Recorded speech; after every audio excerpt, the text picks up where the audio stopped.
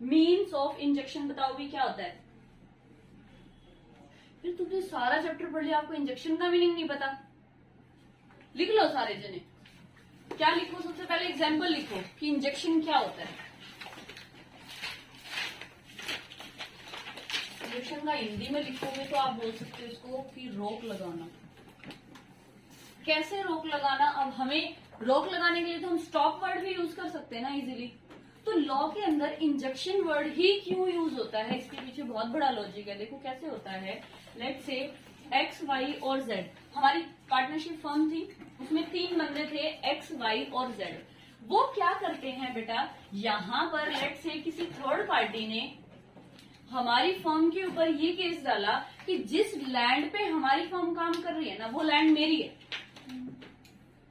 आप क्यों कर रहे हो उस पे काम, ये लैंड तो मेरी है। अब इसने इसके ऊपर ये केस डाला है, ठीक है। अब केस क्या है हमें पता है, हमारी इंडिया की जो कोर्ट है उसमें क्या होता है, तारीख पे तारीख, तारीख पे तारीख मिलती है, ऑब्वियसली मिलती है। तो वो क्या कहती है, कोर्ट जो होती है वो कहेगी देखो जब तक केस की मैं जजमेंट नहीं दे देती ना, आपको क्या करना है, इस लैंड पर आप अपना बिजनेस नहीं कर सकते हो। तो क्या किया कोर्ट ने, एक टाइप से उसके ऊपर रोक लगाई ना, उसको स्टॉप किया कि नहीं आप ये वाला काम नहीं कर सकते हो भाई। कब तक, जब तक कि मैं जजमेंट ना दे दूं कि यस ये प्रॉपर्टी इसकी है या इसकी है, ठीक है। तो क्या होता है, कोई ऑर्डर ऑफ द कोर्ट होता है जो आपका क्या करता है, रोक लगाता है किसी काम के ऊपर, देन हम उसको बोलते हैं इंजंक्शन, ठीक है। और वर्ड में एक है रिपोस्ट, रीपोस्टेड, रीपोस्टेड भाई, ये तो इसका तो जनरली मीनिंग है भाई। पोस्ट का मतलब क्या होता है, पोस्टिंग नहीं है, ईडी है सिर्फ, टी नहीं है। रीपोस्ड, पोज क्या होता है, PAUS वाला नहीं कह रही, नो। आजकल वीडियो बना रहे हो, ये कर रहे हो, तो पोस्ट तो सबसे पहले आता है, नो। क्या होता है पोस्ट का मतलब कि एक टाइप से मिलके हमने ये चीज को कर दिया है। अब अगर लाइन को पढ़े हम, इसकी लाइन की सेंस हमें क्या दे रही है कि in the breach of the trust reposed in such partner, कि अगर आपके कॉन्ट्रैक्ट में क्या हो जाता है, ब्रीच हो जाता है। ब्रीच मतलब कंडीशंस को तोड़ देते हैं। अगर हम, ब्रीच हो गई हमारी कंडीशन वहां से बीच में से, उस टाइम पर क्या होगा कि आप उसको रिपोज्ड कर सकते हो, ठीक है। और बता भाई, निखिल नहीं पढ़ा घर पे जाके कल, पढ़ा था मैं। फिर प्रॉब्लम नहीं है आज आपकी, ऐसे तो नहीं होता भाई। हाँ भाई बताओ, मनीषा, अंजलि, प्रतिभा, कोई प्रॉब्लम नहीं है किसी की भी। चलो फिर आगे चले। जतिन उसको कह रहे एक टॉप अभी दे ही दे, पढ़ के तो आया नहीं, नहीं मैं पढ़े तो कोई प्रॉब्लम नहीं आई, मैं पूछ लेती हूँ फिर। नो मैं भूल गई। कंसल्टेड मैंने, कंसल्टेड, कंसल्टेड कंसल्टेड बताओ भाई, कंसल्टेड सहमत होना। कंसल्ट का मतलब क्या होता है कि कंसल्ट का मतलब सहमति होना नहीं होता भाई, मैं बता दूं। कंसल्ट का मतलब होता है एक टाइप से हम उसकी कंसल्ट ले रहे, कहते नहीं कि आप कंसल्टेशन लेने के लिए कौन से डॉक्टर के पास गए, सलाह लेने के लिए, एडवाइस लेने के लिए, डायरेक्शन लेने के लिए, उसको बोलते हो। और बता भाई, चलो आगे हम अपना आज नेक्स्ट टॉपिक शुरू करें। Relation of the partner to third party किया था हमने कल, क्या था,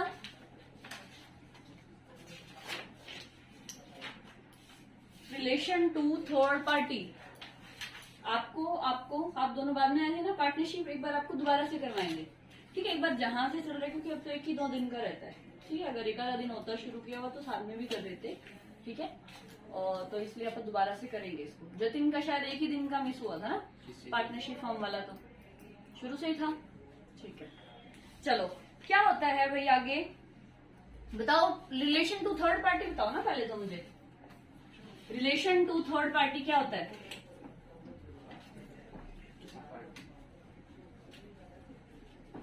कल ही किया है, और सच्ची निशान तो यही टॉपिक पढ़ के आया, पूछना है आपसे, उससे पूछ रहा हूँ मैं अभी। देखो भाई क्या किया था हमने कि x था, y था और z था, इन तीनों का थर्ड पार्टी के साथ क्या कनेक्शन है हमने ये किया था। तो यहाँ पर ये वाला जो सबसे पहली बात तो हमने ये की थी, ये सेक्शन सिर्फ तब अप्लाई होगा जब हम मिलकर किसी के ऊपर केस कर रहे हैं या वो मिलकर हमारे ऊपर केस कर रहा है। कभी भी ये सेक्शन आपस में नहीं लग रहा था, रिमेम्बर, बिल्कुल अच्छे से। दूसरा याद करो, थर्ड पार्टी ने अगर इसके ऊपर केस किया था तो लायबिलिटी क्या राइज होती थी, सारे मिलकर पे करेंगे, एक मिलकर पे करेगा, सारे मिलकर उसको पे करेंगे। और हमने क्या किया था कल हमने 3 सेक्शन किए थे ना, मुझे जहाँ तक याद आ रहा है यही किया था। कल हम क्या कर रहे थे, अच्छा डाउट क्लास चल रही थी क्या कल? चलो कोई बात नहीं, आज का करते हैं। नेक्स्ट टॉपिक है जो आपका स्टार्ट। हाँ भाई देखो यहाँ पर ना आपकी बुक में भी सेक्शन 19 और 22 इकट्ठे दिए हैं, क्यों?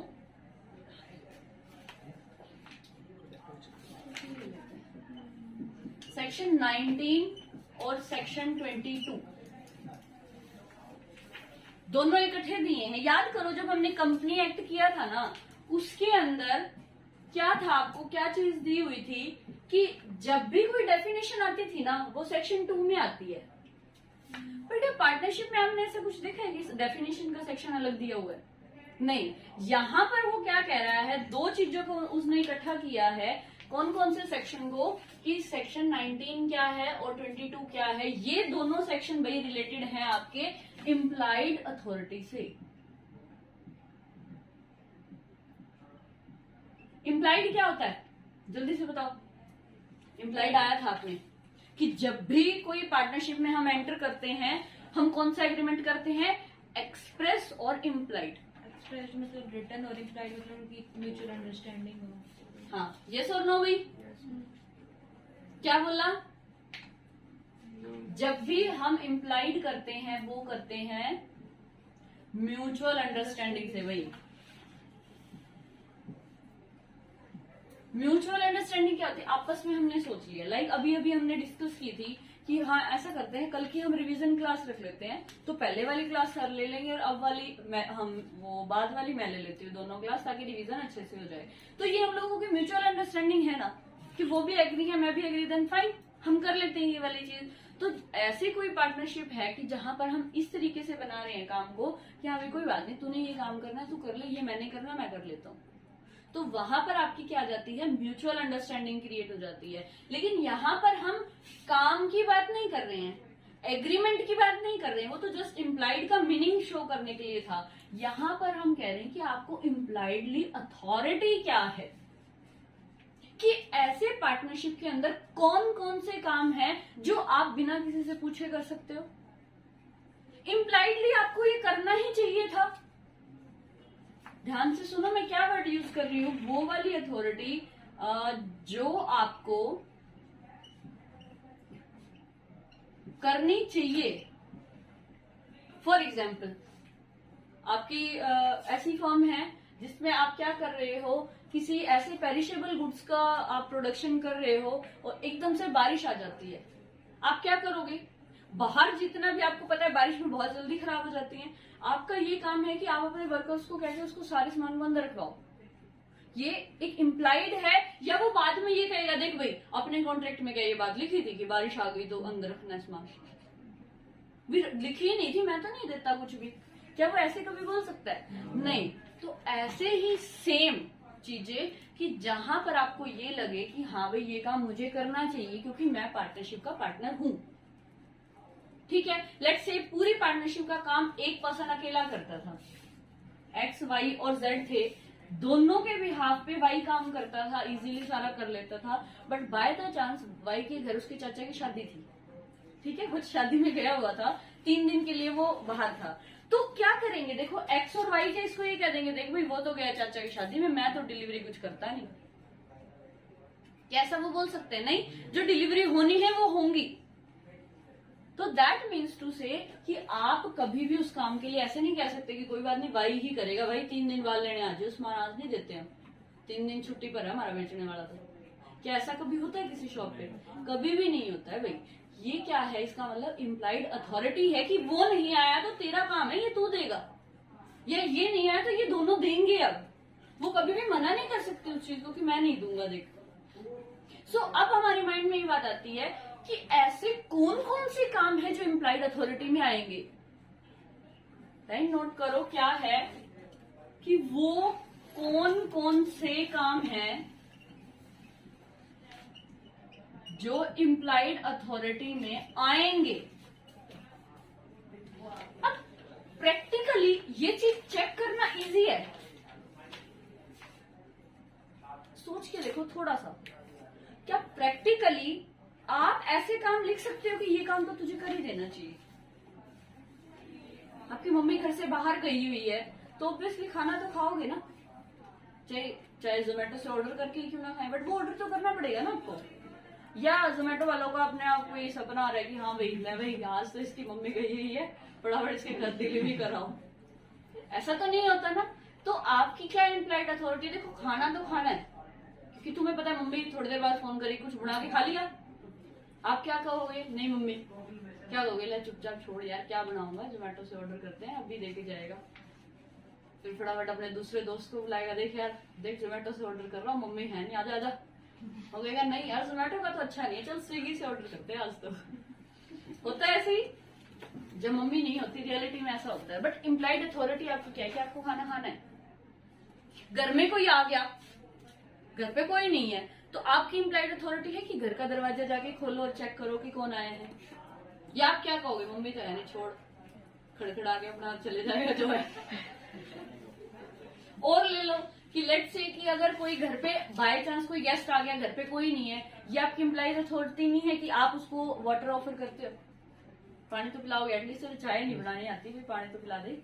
ये सामने वाले कुछ कई ऐसे होते हैं पर्सन ही 2-4 मिनट आपने नहीं पूछा तो वो खुद ही कह देते भाई पानी पिला दे। रियलिटी में है तो क्या आप उसको दोगे नहीं। तो अगर आपके घर पे ऐसी पानी तक देना इम्प्लाइड अथॉरिटी है तो बड़े काम के लिए तो आपकी इम्प्लाइड पता नहीं कितनी अथॉरिटी होगी। सो एज अ पार्टनरशिप अगर हम सोचे तो उसमें बहुत सारे ऐसे छोटे छोटे काम होते हैं जिनको हम लिख नहीं सकते, हम बता नहीं सकते। तो पता लॉ ने क्या डिसाइड किया भी कौन कौन से काम आएंगे, हम ये डिसाइड करने में देखो कैपेबल नहीं है, तो हम क्यों ना उसको ये बता दे कि आप कौन कौन से काम नहीं कर सकते। मैं आपको वो काम बता देता हूँ कि जो नहीं करने आपने, ठीक है, क्या नहीं करने। अब देखो एक्स वाई की जगह क्या दिया था, एक्स ने और जेड ने सामान बेचा था, ठीक है। अब क्या जो सामान उसने उसको बेचा उसको रेट नहीं पता है तो क्या कहेगा कि वो चीज लेट से 1 लाख रुपए की थी तो सामने वाला उसको 50,000 देके चला जाएगा, काम चल जाएगा, बताओ काम चल जाएगा, नहीं चलेगा। तो कहते हैं कि ऐसा काम आप कर सकते हो, नहीं कर सकते। बाय द चांस लगा लो कि जो ये 1 लाख रुपए थे देने चाहिए थे थर्ड पार्टी को, थर्ड पार्टी ने नहीं किए, वाई आया ही नहीं, एक्स ने उठा के थर्ड पार्टी पे केस डाल दिया 1 लाख रुपए दे। हालांकि हम अभी तक क्या पढ़ते आ रहे हैं कि हाँ भाई जब भी कोई पार्टनर काम करेगा तो सबकी कंसल्ट के साथ करेगा या फिर मेजोरिटी ऑफ पार्टनर। यहाँ पर थर्ड पार्टी ने 1 लाख रुपए नहीं दिए, उठा के सूट कर दिया, 2 पार्टनर को पता ही नहीं उसने किया क्या। क्या आप ऐसा काम कर सकते हो? Absolutely not. आप नहीं कर सकते हो ऐसे काम की आपने क्या किया, किसी पार्टनर को इन्वॉल्व नहीं किया, उठा के चेक के ये काम कर दिया। क्या आप किसी पे ऐसे ही केस डाल दोगे?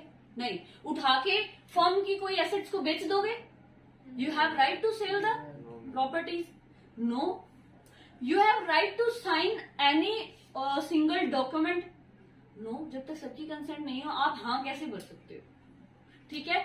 सो इन शॉर्ट लॉ ने जो काम करने हैं उसकी लिस्ट तो पता नहीं कितनी लंबी है। हो सकता है पार्टनरशिप की जो एक्टिविटी है उसके अकॉर्डिंग वो वेरी भी करे, हो सकता है कपड़े का काम है तो उसके अकॉर्डिंग हो, सब्जियों का काम है उसके अकॉर्डिंग अलग हो, ठीक है। खाने पीने की चीजें देखो रेस्टोरेंट वाले भी बेच रहे हैं, जोमेटो वाले भी बेच रहे हैं, बट उनका काम करने का तरीका अलग है कि नहीं है? बिल्कुल है। तो अकॉर्डिंग टू द पार्टनरशिप हो सकता है हमारी म्यूचुअल जो राइट्स है, इम्प्लाइड जो हमारी अथॉरिटीज है वो डिफरेंट हो। बट ये क्या कह रहा है, अभी देख करना चाहिए था तो तुझे करना है वो काम, ये कहीं हम लिख के नहीं देंगे। फिर सामने वाले कहते भाई तू मुझे यही नहीं बता रहा कि मुझे करना क्या है, तो मुझे कैसे पता चलेगा? वो कहते चल ठीक है, तुझे ये नहीं पता चल रहा ना, मैं ये बता देता हूँ कि तुझे क्या नहीं करना। अब जतिन की मम्मी घर से गई थी तो वो उसको क्या कह के जाएगी, देख बेटा जो दूध है ना वो फ्रिज में रख दियो, वो ये कह के गई। ठीक है, अगर इसको नहीं कहा होता तो क्या ये रख देता? सवाल ही नहीं पैदा होता। ठीक है, लेकिन अगर जो ना करने वाले काम है उसको काउंट किया जाए, ये क्या इसकी मम्मी क्या कह जाएगी, देख ले अगर किसी दोस्त को दोबारा घर पे बुलाया ना और इसने वही किया, क्या होगा? क्या होगा? पिटाई सच में हो जाती है। हाँ अभी बढ़ रहा है। तो मतलब जो भी देखो अपनी अपनी मम्मियों का हिसाब होता है कि वो क्या एक्शन लेती है, मम्मियों के एक्शन को कोई नहीं जान सकता। ये कई बार जो हाथ में होता है वो भी आ जाता है। ठीक है, तो एक्शन पे रिएक्शन कहते हैं ना, वो रियलिटी में होता है उनके केस में। बट अगर हम पार्टनरशिप की बात करें तो हंसने की बातें अलग होती है, बट अगर आपने ऐसा काम किया पार्टनरशिप के अंदर तो आपको पेनलाइज रियलिटी में किया जाएगा। लायबिलिटी जितनी राइज हुई वो आप पे करोगे। ठीक है, तो सबसे पहले हम क्या लिख रहे हैं कि इम्प्लाइड अथॉरिटी सारी तो है बट उसमें क्या नहीं आएगा वो लिखो। नंबर 1,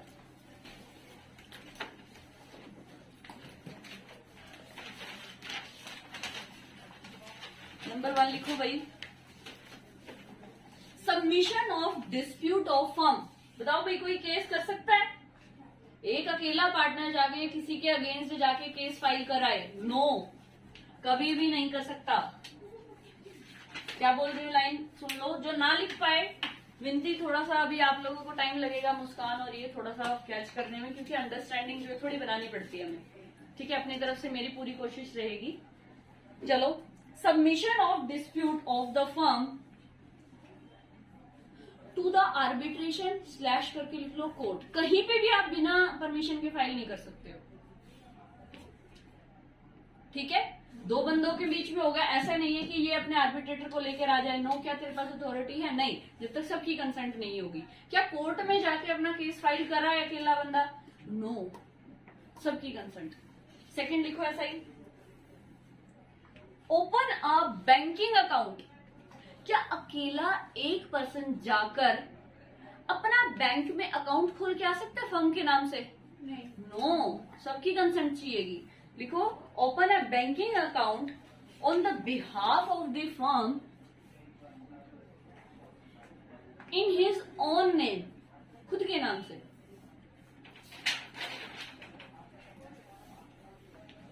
आगे करो, कॉम्प्रोमाइज और relinquish claim of the firm.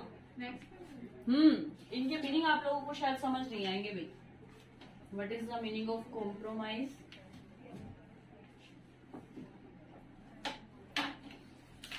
हम यहाँ पर क्या लिख रहे हैं, क्या इम्प्लाइड अथॉरिटी में नहीं आएगा। ठीक है, सी मैंने क्या क्या वर्ड बोले हैं, 1 तो नहीं लिख रहे हैं हम। कॉम्प्रोमाइज, सबसे पहले बताओ कॉम्प्रोमाइज का मीनिंग पता है किसी को? कॉम्प्रोमाइज करना वैसे तो देखो एक टाइप से सेक्रीफाइस करना होता है कि हम कुछ बेयर कर रहे हैं, बट यहाँ पर लॉ की लैंग्वेज में कॉम्प्रोमाइज का मीनिंग बेटा क्या होता है कि लेट से जो थर्ड पार्टी थी ना, मुझे उससे 1 लाख रुपए लेने थे। जब वो देने आया ना, XYZ में से सिर्फ X बैठा हुआ था शॉप पे। थर्ड पार्टी वाला जो पर्सन है वो X का जानकार है। उसने क्या कहा कि देख यार अभी मेरे पास ना 80,000 ही है, तू ना सारा सेटलमेंट करके 80 ले ले और रफा दफा कर दे, काम खत्म कर दे। तो मतलब यहाँ पे 20,000 रुपए का कॉम्प्रोमाइज किया है ना X ने। क्या वो कर सकता है ऐसा? कभी भी नहीं कर सकेंगे। कब? जब तीनों की परमिशन होगी। ठीक है, तीनों की परमिशन के बिना वो कभी भी नहीं कर सकता। ये होता है कॉम्प्रोमाइज। और रिलिंक्विश करना होता है किसी चीज को छोड़ देना। यहाँ पर उसने 20,000 का कॉम्प्रोमाइज किया तो इसका मतलब वो 20,000 रुपए उसने छोड़ दिए ना। तो रिलिंक्विशमेंट भी और कॉम्प्रोमाइज भी एक दूसरे के इंटरचेंजेबली यूज होते हैं भाई। उसकी जगह कई बार वो यूज हो जाता है, उसकी जगह वो यूज हो जाता है, लेकिन हमें वर्ड दोनों याद रखने हैं। हो सकता है कि जब वो केस स्टडी दे तो आपको रिलिंक्विशमेंट वर्ड दे दे, कई बार आपको हो सकता है वो कॉम्प्रोमाइज वर्ड दे दे। ठीक है, तो लिखो कॉम्प्रोमाइज एंड रिलिंक्विशमेंट।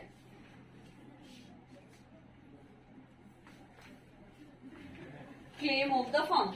नेक्स्ट लिखो, अब देखो वहां पर था कि डिस्प्यूट को सबमिट नहीं कर सकते, तो क्या विड्रॉ कर सकते हैं? नहीं। XYZ ने तीनों ने मिलकर थर्ड पार्टी पे केस डाला था और फटाफट X अकेला गया और वो विड्रॉ कराया, नहीं कर सकते वो। तो लिखो withdrawal of suit of firm.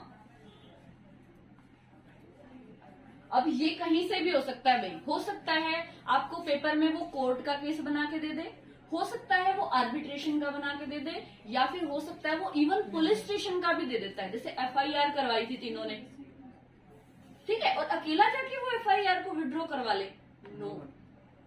ठीक है, नेक्स्ट लिखो admit any liability in a suit. पहले लिख लो फिर बताती हूं। Admit any liability in a suit और proceeding against the firm. Proceeding against the firm what its means भाई, देखो क्या हुआ कि थर्ड पार्टी ने ना हमारे ऊपर केस डाला हुआ था, प्रोसीडिंग उसकी चल रही थी, XYZ में से ना एक बंदा गया, X गया लेट से, और वो क्या कहता है, हाँ हाँ सारी गलती हमारी थी, लो ये लायबिलिटी के पैसे ले लो और केस खत्म कर दो। क्या ऐसा हो सकता है? तो क्या कह रहा है, देखो ध्यान से, एडमिट एनी लायबिलिटी, कोई पर्सन अपनी लायबिलिटी को एडमिट नहीं करेगा, ना तो किसी के सामने, जरूरी नहीं है यहाँ पे कोर्ट इन्वॉल्व हो, ठीक है। लायबिलिटी का मतलब अब यहाँ पे किसी भी केस में हो सकती है कि सामने वाला आया और वो कहता है कि आपको देख भाई इस माल के तो ना आज 1 लाख रुपए नहीं, तेरे को 2 लाख रुपए देने हैं, तो क्या वो बिना डिस्कस करे कि देख भाई पहले तो ये 1 लाख में दे रहा था, अभी तक आज ये यही चीज 2 लाख में दे रहा है, क्या ले लें? क्या वो ऐसे कोई भी डेप्ट है, लायबिलिटी है, कुछ भी करके आ सकता है? नहीं करके आ सकता। हाँ, वो काम कर सकता है जो ऑर्डिनरी है उसका, कि मतलब आप नॉर्मली ही उससे लेते थे और देते थे, कर लो फिर कोई दिक्कत नहीं है। या फिर कोई प्रोसीडिंग में आप हाँ भर के आ जाओ कि हाँ सारी गलती हमारी है, आप अकेले ऐसा नहीं कर सकते। नेक्स्ट लिखो acquire immovable property of the firm.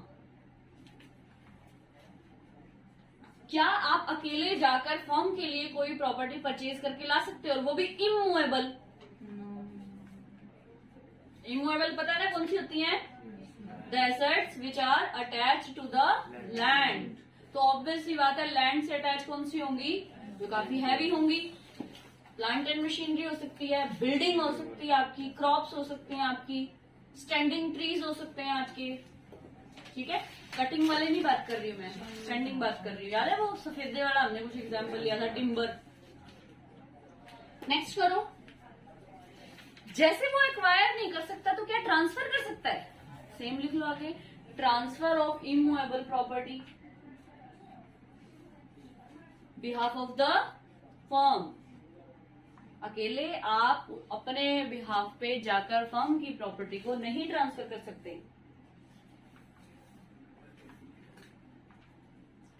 Enter into a partnership firm. Remember, कोई भी एक पार्टनर जो पार्टनरशिप फर्म है वो किसी दूसरी पार्टनरशिप में एंटर नहीं कर सकती। याद है हमने पार्टनर्स ऑफ द पार्टनरशिप किए थे, उसमें किया था ना कि क्या एक कंपनी बन सकती है पार्टनर? यस। इंडिविजुअल बन सकता है? Yes. Body corporate? Yes. HUF? Yes. But क्या एक पार्टनरशिप नहीं जा सकती है? नो। तो ये लास्ट पॉइंट यही बात कर रहा है कि आप पार्टनरशिप के बिहाफ पे किसी अदर पार्टनरशिप फर्म में एंटर नहीं हो सकते, पार्टनर उसमें नहीं बन सकते। ठीक है, क्या हुआ विनती? Totally confused you are? क्या है ना, आप स्टार्टिंग से नहीं थे, ये चीजें हमने बहुत डीप डिस्कस की हुई है, ठीक है। इसलिए वैसे मैं अपनी तरफ से थोड़ा सा लाइन पूरी बोलने की कर रही हूँ कि तुम्हें समझ में आ जाए कि हम क्या बात कर रहे हैं, ठीक है। चलो भाई, समझ में आ गए सारे कि ना आप प्रॉपर्टी लोगे ना दोगे, ना लायबिलिटी एक्सेप्ट करोगे ना पे करोगे, ना सूट को डालोगे ना विड्रॉ करोगे, ठीक है, ना बैंक अकाउंट ओपन करोगे अपने नाम से, ठीक है, ना पार्टनरशिप में एंटर करोगे पार्टनरशिप के नाम से, ठीक है।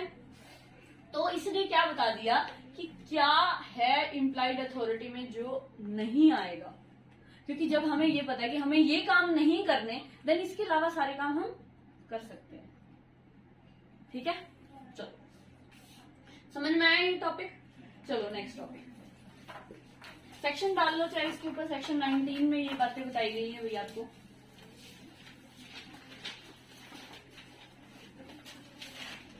नेक्स्ट टॉपिक का नाम लिखो, ऐसे लिख लो,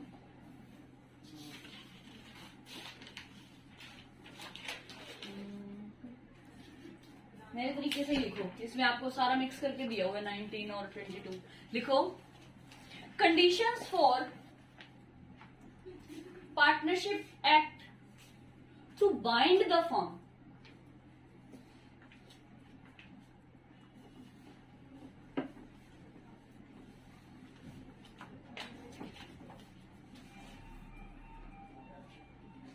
क्या बोल रहा है, conditions for partners act, act यहां पर काम वाला है, याद रखना, ए बड़ा मत रखना, बताए थे ना डिफरेंस ACT में और ACT में। पार्टनरशिप एक्ट है, पार्टनर्स एक्ट, पार्टनर का काम आपको लिखना है ऐसे, पार्टनर्स एक्ट, सॉरी एक्ट, ठीक है।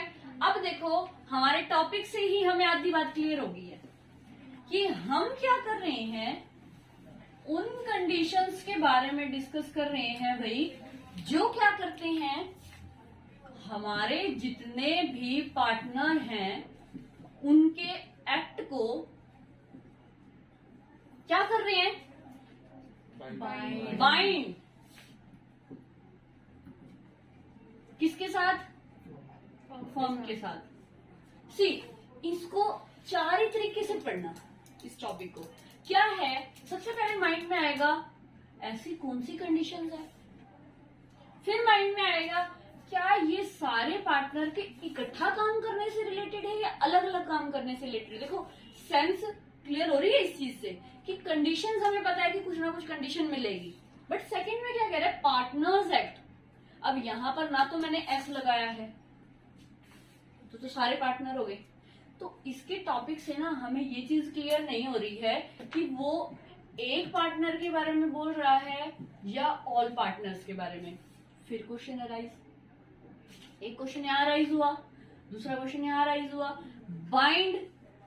अब वो उसके लिए बाइंड कैसे हैं, कि मतलब उन्होंने जो काम किया है उसके लिए वो बाइंड कैसे हैं, उनके ऊपर क्वेश्चन मार्क कब होगा। हालांकि इसके बारे में हम बहुत सारा डिस्कस कर चुके हैं, कब बाइंड होता है, थर्ड पार्टी के लिए, डेप्ट के लिए नहीं होता। जो याद करो हमने ड्यूटीज पढ़ी थी, ड्यूटीज ऑफ द पार्टनर, कौन कौन सी ड्यूटी थी, वो सारी ड्यूटी हमें बाइंड करती है कि नहीं करती, बिल्कुल करती है भाई, सारी की सारी वो ड्यूटीज ही आएंगी यहाँ पे, ठीक है। फिर आता है हमारी फर्म के लिए वो कैसे बाइंड होंगे, ठीक है। अब सबसे पहली बात आती है कि जब भी बाइंड होंगे वो किस काम से रिलेटेड होंगे, तो वो कंडीशंस क्या क्या हैं, अपने दिमाग में सोच के देखो। अभी जो हमने लास्ट टॉपिक किया है इम्प्लाइड अथॉरिटी वाला, वो इसके साथ आपको बुक में एनालिसिस के साथ दोनों चीजें साथ में क्यों दी हैं, क्योंकि वो साथ के साथ बता रहा है कि हम कौन सी कंडीशंस के बारे में बता रहे हैं, चाहे वो इम्प्लाइड हो चाहे वो एक्सप्रेस हो। आपको फॉलो करनी है कि नहीं करनी, करनी पड़ेगी बिल्कुल। अगर आप पार्टनरशिप के अंदर हैं तो you have to follow all the express and implied authority of the firm. आपको पता होनी चाहिए कि आप एक्सप्रेसली क्या काम कर सकते हो और आप इम्प्लाइडली क्या कर सकते हो, ठीक है। बट यहाँ पर इनकी इसकी एनालिसिस किसके साथ बताई है, सेक्शन 19 के साथ। ये है आपका सेक्शन 22 भाई। सेक्शन 19 में क्या है, सिर्फ एक्सप्लेन की हुई है आपको क्या, इम्प्लाइड अथॉरिटी। तो यहां के लिए हम इन कंडीशंस को सिर्फ रिलेट करेंगे इम्प्लाइड अथॉरिटी से, ठीक है। बट पेपर में कभी भी दोनों चीजें इकट्ठी आज तक नहीं आई, तभी इसको थोड़ा सा बाइफ्रिकेशन में भी करोगे, बट कंसेप्ट वाइज अगर आप याद रखोगे तो always you have to take in your mind कि एक पार्टनर को सारी एक्सप्रेस और सारी इम्प्लाइड अथॉरिटी को फुलफिल करना होता है, और हर एक काम के लिए वो बाइंड होता ही होता है। बाइंड का मतलब क्या होता है? जिम्मेवार। लाइबिलिटी कहाँ राइज होगी उसकी, हम कहाँ उसको बाउंड कर रहे हैं, ठीक है। तो सबसे पहली जो आती है ना, वो क्या कहता है कि आपने जो काम किया, एक्ट डन किया ना, यहाँ पे जो आपने एक्ट किया, क्या आपने वो नॉर्मल वे में किया है? अब नॉर्मल वे मीन्स टू से ऑर्डिनरी कोर्स ऑफ बिजनेस। क्या आपकी फर्म का ये काम है? आपकी फर्म का नॉर्मली लेट से काम है कपड़ों का, बट आप पकड़े गए हो, लेट से कपड़े बेचते हुए नहीं, कुछ और सामान बेचते हो, इलेक्ट्रिसिटी का सामान बेच रहे हो, तो क्या ये जरूरी है कि वो उसको बताए? पहली बात याद करो, हमने सिर्फ क्या कहा था कि कोई पार्टनर बिजनेस कर सकता है बट सेम नहीं होना चाहिए, तो बताने की जरूरत है नहीं। तो क्या हम बाइंड कर सकते हैं? नहीं। लेकिन अगर मैं इसका उल्टा कर दूं कि अगर इसने नॉर्मली फर्म के नेम से ही सारा एक्ट किया है भाई, अब यहां पर जितनी बार भी एक्ट लिखूं समझना काम के लिए यूज किया गया है। क्या कह रही हूं मैं? नॉर्मली उस पर्सन ने फर्म के लिए काम किया है, फर्म के ही नाम से काम किया है, पहली चीज।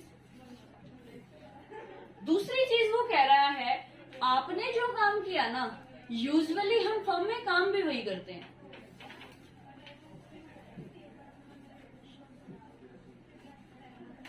यूजुअली जो एक्ट है हम फर्म में क्या करते हैं, वही हमारी, क्या लिख रही हूं, फर्म का एक्ट है वही। जो यूजुअली हम एक्ट करते हैं वो हमारी फर्म का एक्ट है। और लास्ट वो थर्ड कंडीशन में ये बताता है कि नेम जो है ना आपको यूज करना है किसका? फर्म का। तो एक बात आती है दिमाग में, तीनों कंडीशन एक साथ होनी चाहिए, एक एक भी होगी तो काम चलेगा? बताओ।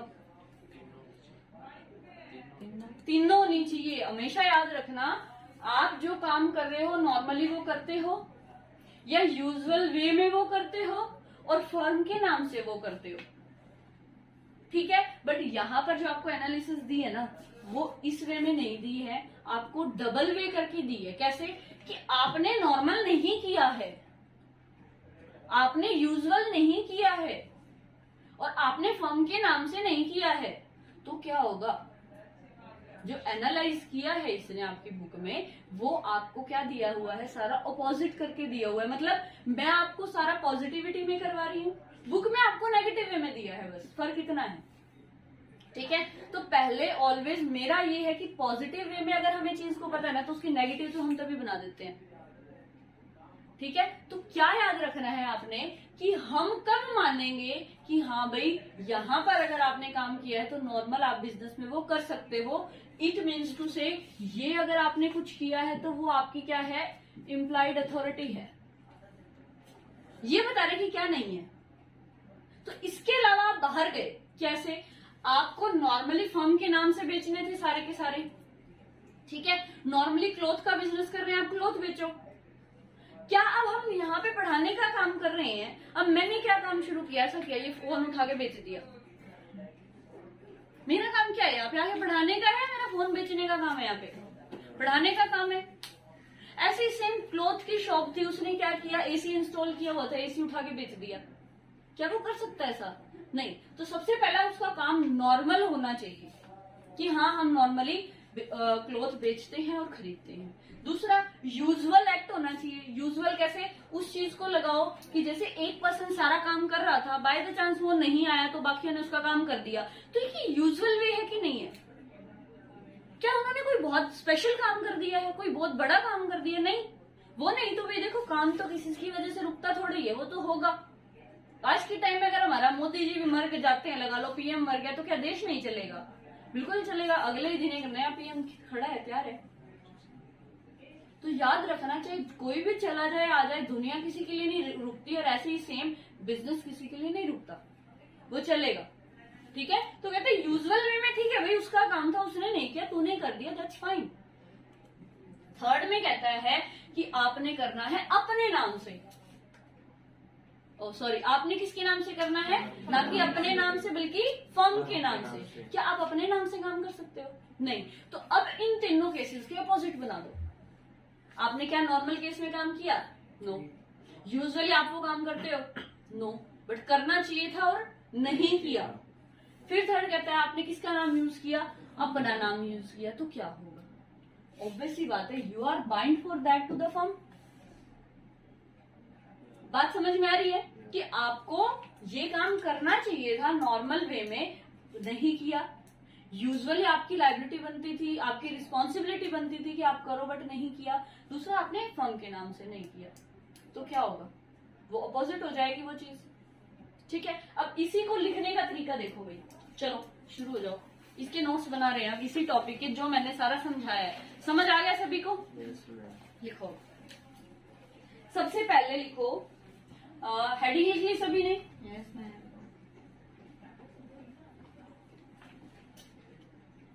कंडीशंस में लिखो सबसे पहले नंबर 1,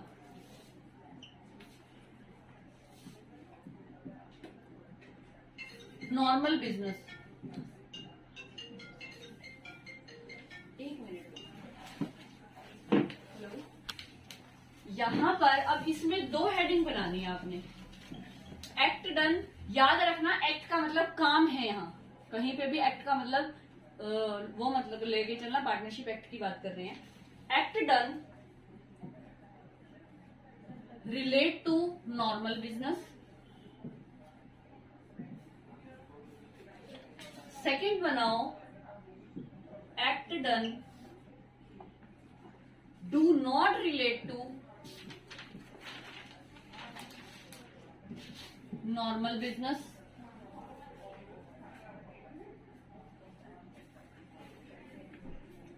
अब ध्यान से देखो, अगर रिलेटेड टू नॉर्मल बिजनेस है, सबने लिख लिया ये? यहां पर लिखो कि जो है यहां पर फर्म बाइंड होती है भाई।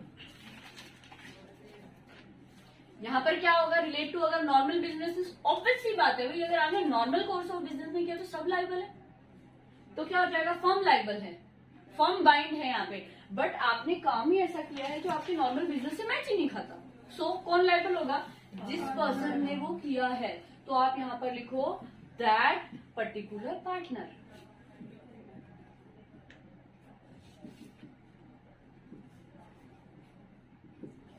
या फिर आप लिख सकते हो firm will not bind here. वो आपके राइटिंग का वो है कि आप जैसे लिखना चाह रहे हो। सेकंड है यूजुअल वे भाई। क्या आपने वो जो काम किया है वो यूजुअल वे में किया है या नहीं? तो फर्स्ट में लिखो, जो एक्ट आपने किया है, act done in usual way, act done not in usual way.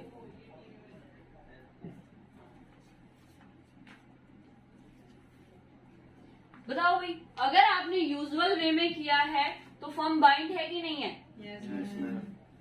Firm bind होगी भाई। अगर यहां पर आपने नहीं किया है तो firm will not bind, that particular partner will be binding for that liability.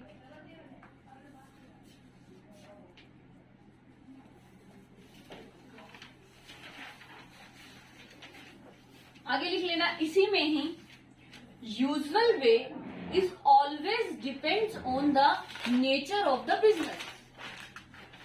क्योंकि अब मैं कहूं कि आपको यूजुअली ये काम करना चाहिए था, तो ये चीज तो बिजनेस टू बिजनेस वेरी करेगी ना।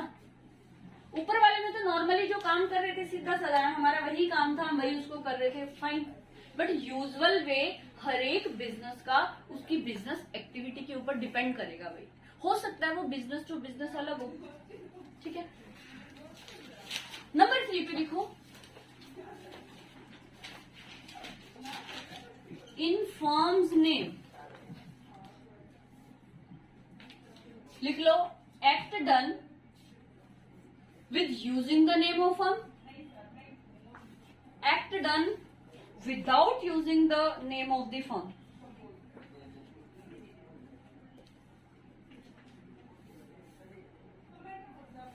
बताओ भाई क्या होगा, खुद ही बता दो। अगर आपने डन किया है with the name of the firm, then firm will be bind, otherwise you are liable for that. ना कि फर्म अपने ऊपर लायबिलिटी क्यों लेगी भाई, साफ सी बात है। अब तीनों के लिए जिसकी तरफ जगह है अपनी कॉपी में लगा लो ऐसे। अब लिखो all condition must be fulfilled. Normal business भी होना चाहिए, यूजुअल वे भी होना चाहिए और फर्म के नाम से भी होना चाहिए भाई, तब वो काम बिल्कुल ठीक है, अदरवाइज वो गलत है। आपने जो भी काम किया ठीक है, जैसे नॉर्मल वे में तो काम किया बट आपने फर्म का नाम नहीं यूज किया, क्या ठीक है?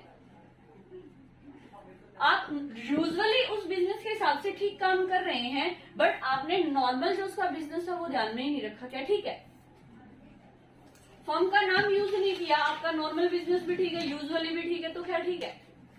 तो दैट मीन्स टू से ये तीनों एक दूसरे के कोरिलेटेड है, ठीक है? तो याद रखना तीनों के तीनों आपके होने चाहिए इकट्ठे, देन आप ये मानोगे कि हमारी ट्रेड ने, हमारी बिजनेस ने जो एक्टिविटी की है वो बिल्कुल ठीक है, हमारी फर्म उसके लिए बाइंड है। अगर इनमें से कोई भी चीज नहीं हुई तो वो पार्टनर अकेला जिम्मेवार होगा, फर्म जिम्मेवार नहीं होगी, याद रखना। क्लियर है बात? बहुत है आज के लिए, एक और करा दो टॉपिक, बहुत है। गिनती समझ में आया? पक्का? खड़ा रहना, मैं बैठ लूं। चल बैठ जा, लास्ट है बेटा ये, इसके बाद तुझे कोई चांस नहीं मिलेगा कभी भी, ये याद रखे। तूने आज अपने सारे चांस खत्म